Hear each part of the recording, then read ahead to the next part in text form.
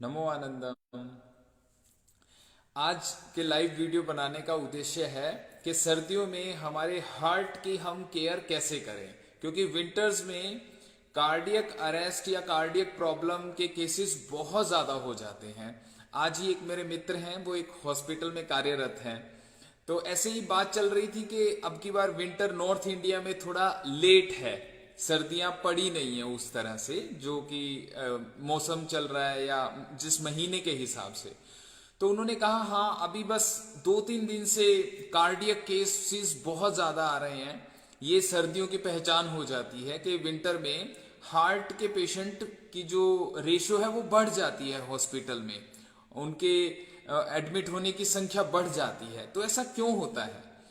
ऐसा इसलिए होता है कि टेम्परेचर की वजह से हमारा जो नाड़ियां हैं वो सिकुड़ने लग जाती हैं और उनमें जो रक्त का दबाव है यानी ब्लड प्रेशर है वो बढ़ जाता है। तो जिनको बीपी की प्रॉब्लम है और कोलेस्ट्रोल की प्रॉब्लम है वो तो जरूर ध्यान रखें कि विंटर में आप आउटसाइड वॉक ना करें।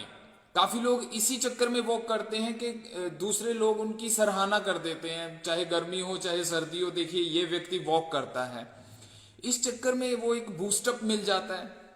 ऐसा ना करें।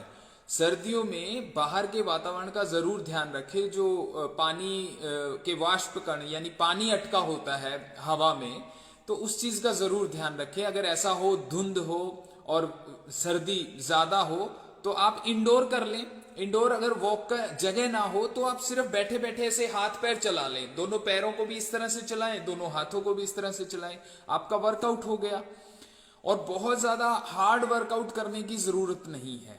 जो हार्ट के ऑलरेडी पेशेंट हैं, जिनको बीपी या कोलेस्ट्रॉल है, और खान पान में बहुत ज्यादा सर्दियों में, क्योंकि सर्दियों में क्या है, नॉर्थ इंडिया में ज्यादातर रिवाज है कि पिन्नियां बना लेते हैं।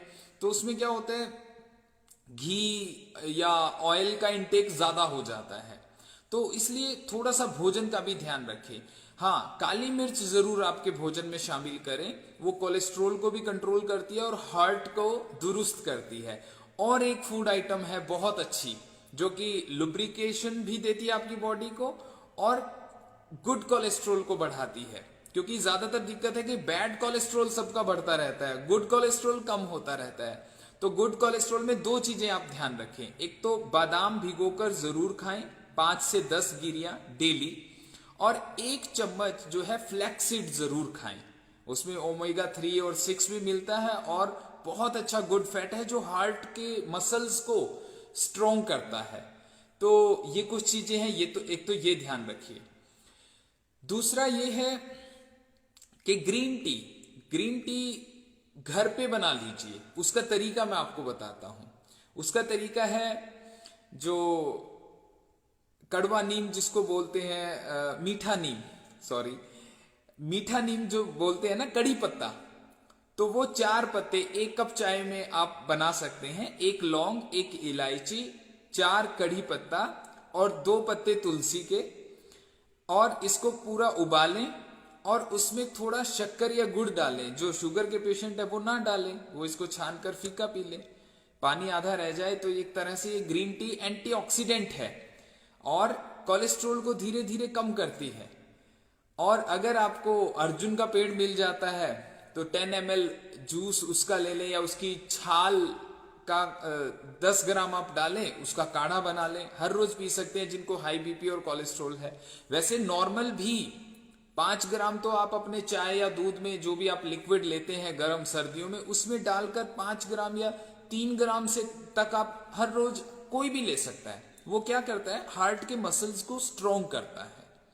तो इन चीजों का हमें विंटर में बहुत ज्यादा ध्यान रखना चाहिए स्पेशली।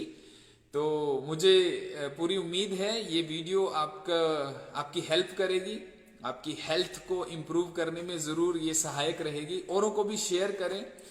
और YouTube पर इसका पूरा बड़ा एक फुल वीडियो है। और स्ट्रेस और एंजाइटी को लेकर भी विंटर में ज्यादा हार्ट अटैक होते हैं, ये भी आप ध्यान रखिए। तो स्ट्रेस और एंजाइटी वाला वीडियो भी पूरा आप देखें और औरों को भी शेयर करें, ताकि हमारा समाज, आसपास के सभी लोग स्वस्थ रहें, खुश रहें।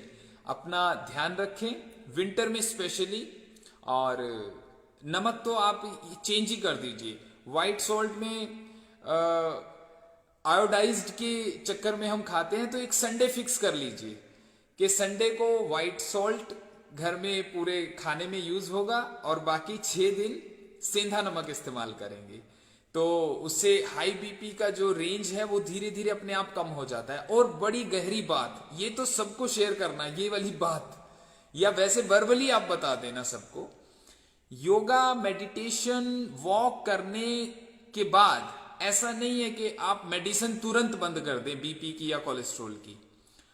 अंडर गाइडेंस रहकर डॉक्टर के पूरा आपके टेस्ट हर 3 या 6 महीने में आप टेस्ट जरूर करवाएं, लिपिड प्रोफाइल करवाएं। तो जब आपको डॉक्टर कहे दवा को कम करने के लिए, तब आप दवा कम करें, क्योंकि ऐसे बहुत से डेडिकेटेड योगी मिलते हैं, हमारे यहाँ आते हैं कि अब मैंने तो जी 1 हफ्ता के बाद ही गोली छोड़ दी थी। गोली छोड़ सकते हैं लेकिन डॉक्टर के देख रेख में। ऐसे अपनी मर्जी से मत करें कि आज आपने प्राणायाम किया, योगा किया, मेडिटेशन किया और बीपी की दवाई अपने आप से बंद कर दी। ये रिस्क नहीं लेना, बीपी और शुगर में बिल्कुल भी रिस्क नहीं लेना।